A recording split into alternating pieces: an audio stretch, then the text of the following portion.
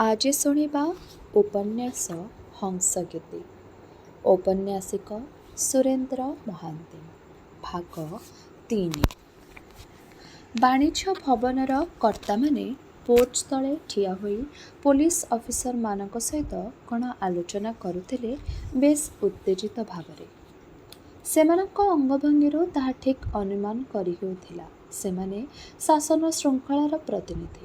ଲାଞ୍ଚ ନେଇ ହେଉ ଅଥବା କର୍ତ୍ତାମାନଙ୍କ ଟେଲିଫୋନ ନିର୍ଦ୍ଦେଶରେ ହେଉ ସେମାନେ କରିଥାନ୍ତୁ ପଛେ ପ୍ରାର୍ଥୀ ମନୋନୟନ ପୋଲିସ ସେମାନଙ୍କର ରକ୍ଷକ। ଏ ଶାନ୍ତି ଭଙ୍ଗକାରୀମାନେ ସମାଜ ବିରୁଦ୍ଧରେ ଆଣ୍ଟି ସୋସିଆଲ ପ୍ରତିକ୍ରିୟାଶୀଳ ଦକ୍ଷିଣପନ୍ଥୀ ନୋହିଲେ ଚରମବାଦୀ ବାମପନ୍ଥୀ ରାଜନୈତିକ ଦଳମାନଙ୍କର ଶିକାର। ବେଓନେଟର ଭୁସି ଲାଠିରେ ପିଟି ଏମାନଙ୍କୁ ଦମନ ନ କଲେ ଶାସନ ନ କଲେ ଆଇନ ଶୃଙ୍ଖଳାର ଭିତ୍ତି ଅକ୍ଷତ ରହିପାରିବ କିପରି?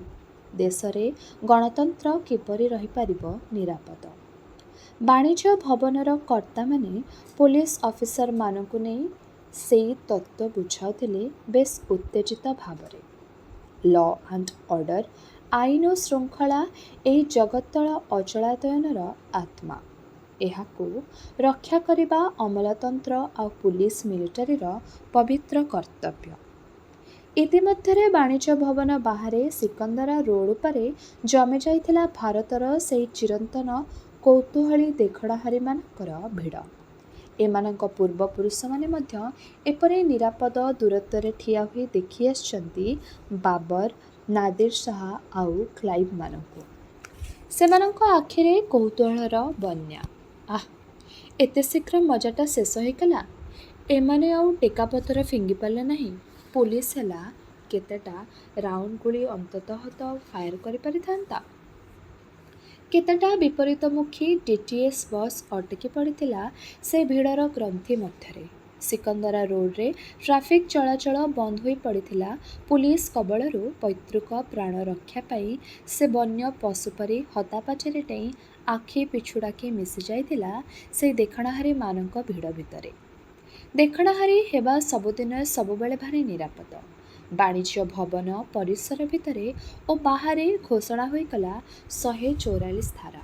ପୋଲିସର ହଟୋ ହଟୋ ଚିତ୍କାର, ବେଓନେଟ ବୁଲା ମଧ୍ୟରେ ବାହାର ରାସ୍ତାରେ ଦେଖଣାହାରୀମାନଙ୍କର ଭିଡ଼ ମଉଳିଗଲା। ଅଟକି ପଡ଼ିଥିବା ମୋଟର କାର ଓ ବସ୍ ସବୁ ହର୍ଣ୍ଣ ଚିତ୍କାର ମଧ୍ୟରେ ମିଶିଗଲେ ଟ୍ରାଫିକ୍ ସ୍ରୋତରେ। କାଖ ତଳେ ଜୋତା ହଳକ ଜାକି ଲମ୍ବା ଲମ୍ବା ପାହୁଲ ପକାଇ ଊର୍ଦ୍ଧ୍ୱଶ୍ୱାସ ହୋଇ ସେ ଛୁଟିଥିଲା ଫୁଟପାଥ ଉପରେ ଭଗବାନ Das road, Sikandra road, Liton road ଆଉ ବାରାଖମ୍ବା ରୋଡ଼ର ଚୌମୁହାଣୀରେ ଟ୍ରାଫିକ୍ ଆଇଲାଣ୍ଡର ସେଇ ପାର୍କ ଆଡ଼େ। ସପ୍ତମ ଦିଲ୍ଲୀର ଶ୍ମଶାନ ଉପରେ ଅଷ୍ଟମ ଦିଲ୍ଲୀ ମହାନଗରୀ ନୂଆଦିଲ୍ଲୀ ଗଣତାନ୍ତ୍ରିକ ସାମ୍ୟବାଦର ତୀର୍ଥ। ମହାଭାରତର ଇନ୍ଦ୍ରପ୍ରସ୍ଥ ଆଜି ପ୍ରତ୍ନତତ୍ତ୍ୱ। କିନ୍ତୁ ଇନ୍ଦ୍ରପ୍ରସ୍ଥର ପ୍ରତ୍ନତାତ୍ତ୍ୱିକ ଅବଶେଷ ମଧ୍ୟରେ ଗବେଷକମାନେ ଅନୁସନ୍ଧାନ କରିପାରିବେ କି ସେହି ରକ୍ତନଦୀର ମୃତଧାରା ଯାହାର ପ୍ଲାବନ ମଧ୍ୟରେ ଭାସି ଯାଇଥିଲା ଦର୍ପିତ ଇନ୍ଦ୍ରପ୍ରସ୍ଥ? ତାହା ଥିଲା କେବଳ ବିରୁଦ୍ଧରେ ବଞ୍ଚିତ ଓ ପ୍ରତାରିତର ସଂଗ୍ରାମ। ସେହି ସଂଗ୍ରାମ ହିଁ ମହାଭାରତ। ତାପରେ ପୃଥ୍ୱୀରାଜଙ୍କ ଦିଲ୍ଲୀ ରାୟପିଠରା ଧୂଳିସାତ୍ ହୋଇଥିଲା ମୁସଲିମମାନଙ୍କର ଆକ୍ରମଣରେ।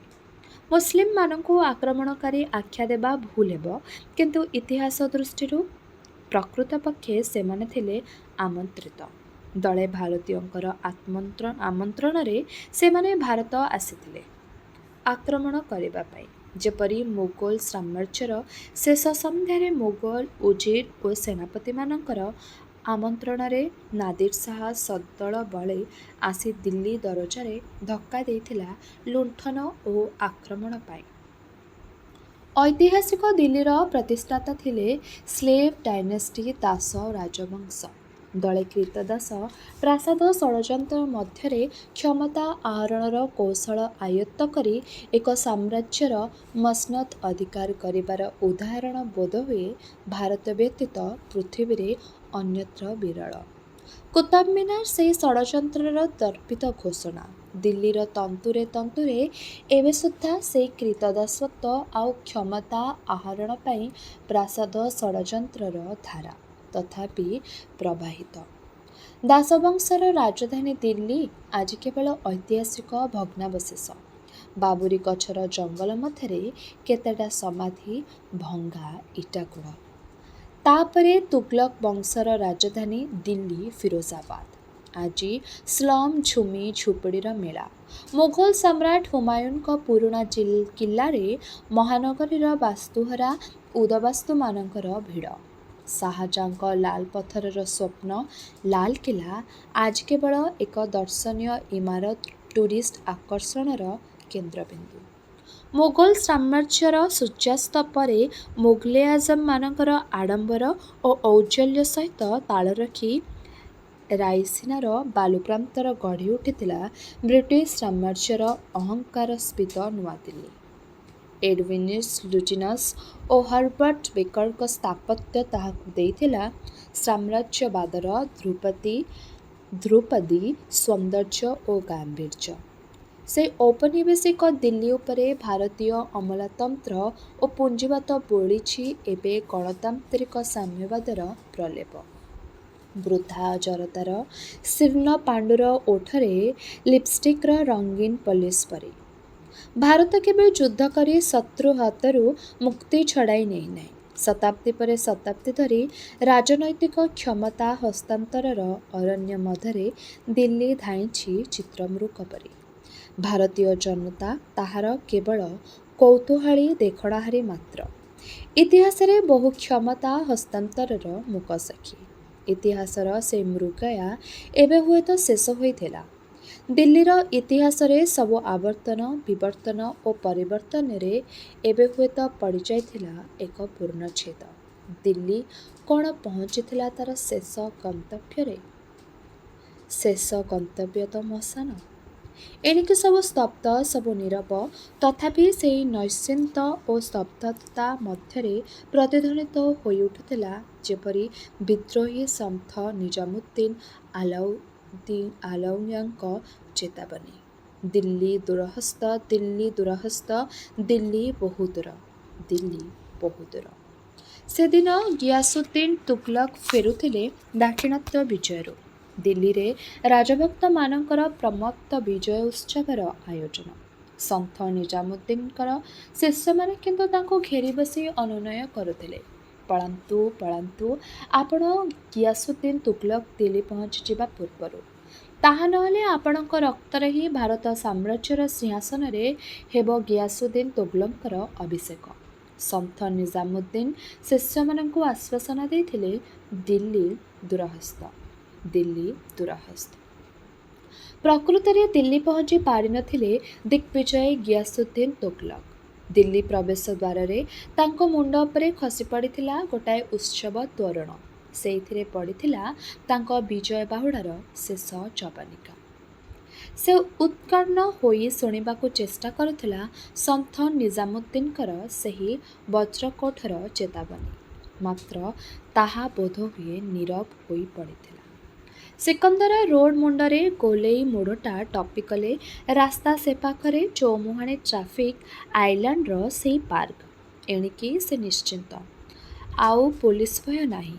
ଗୋଟିଏ ଅନ୍ଧ ଉତ୍ତେଜନା ମଧ୍ୟରେ ବାଣିଜ୍ୟ ପବନ ଉପରକୁ ଟେକାଫନ୍ଦର ଫିଙ୍କି ତାପରେ ପୋଲିସଠାରୁ ଆତ୍ମରକ୍ଷା ପାଇଁ ଆହତ ବନ୍ୟ ପଶୁ ପରି ଫୁଟପାଥରେ ଦୌଡ଼ି ଦୌଡ଼ି ସେ କ୍ଳାନ୍ତ ହୋଇ ପଡ଼ିଥିଲା। ସିକନ୍ଦର ରୋଡ଼ ଗୋଲେଇ ମୋଡ଼ରେ ଟ୍ରାଫିକ୍ର ଅବାରିତ ସ୍ରୋତ। ଟ୍ରାଫିକ୍ ସିଗ୍ନାଲ ପୋଷ୍ଟରେ ଜଳି ଉଠିଥିଲା ଲାଲ ଆଲୋକ। ଦଣ୍ଡେ ନିଶ୍ୱାସ ନେବା ପାଇଁ ରାସ୍ତାକଡ଼ର ଗୋଟିଏ ଜାମୁଗଛ ଦେହରେ ଆଉଜି ସେ ଠିଆ ହୋଇଗଲା।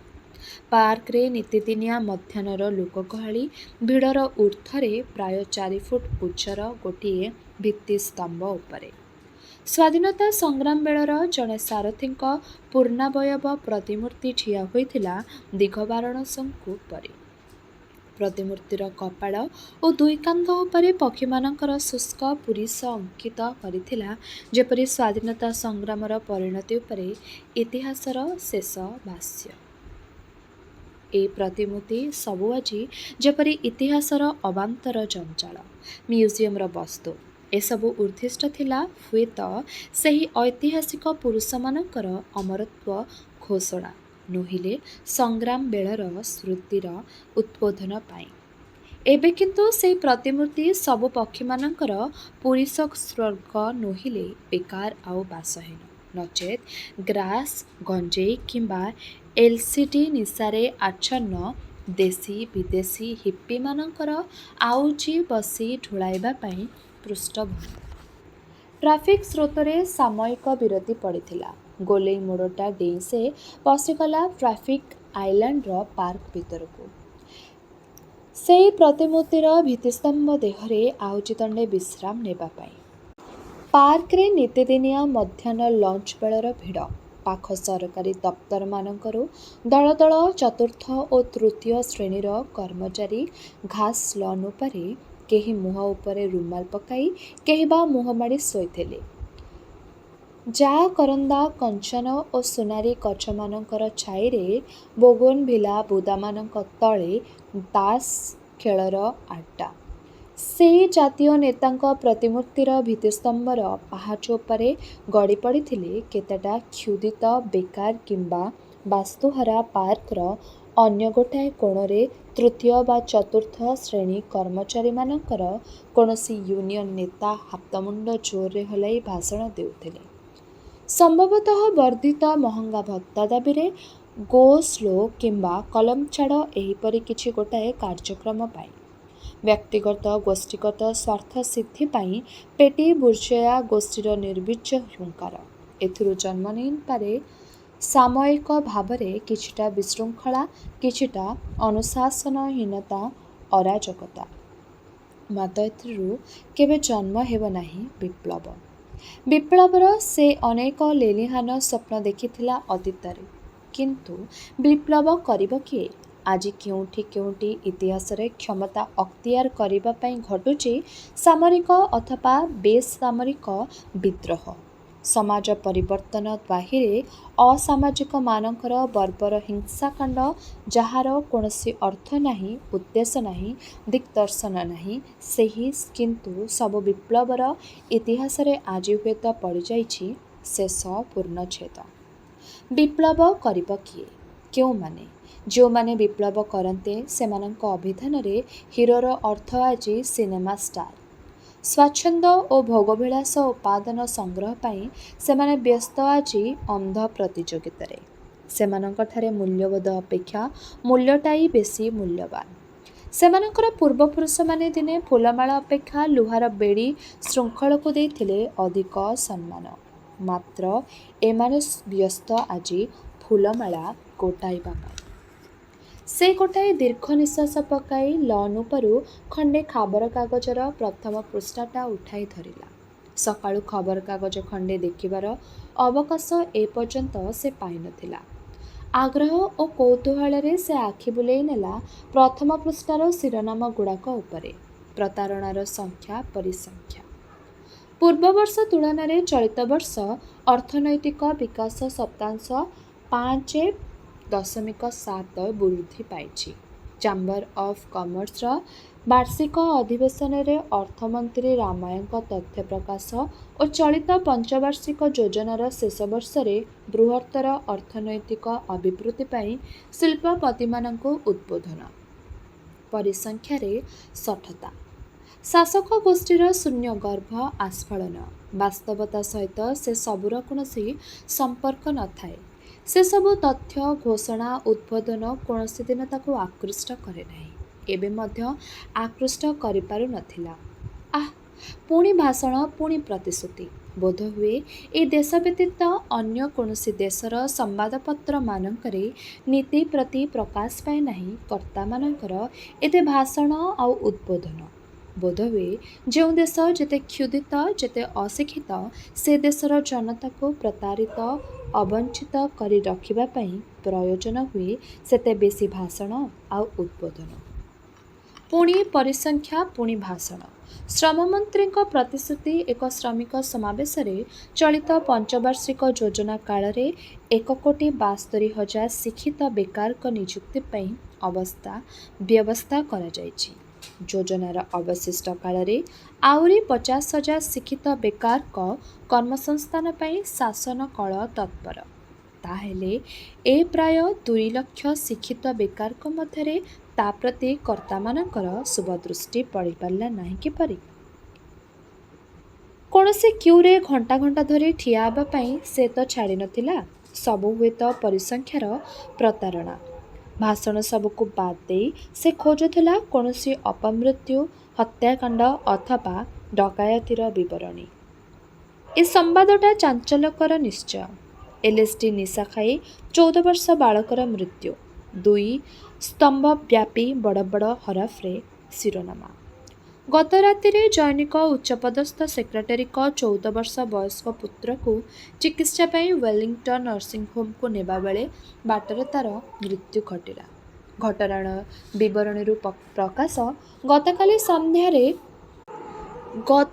संध्यारे कोन्ट प्लेसर एक डिस्कोथेरे तार समवयसी बंधु मानक सहित आड्डा देउथिबा बेले ए बालकटी हठात संज्ञाहीन होई पड़िथिला।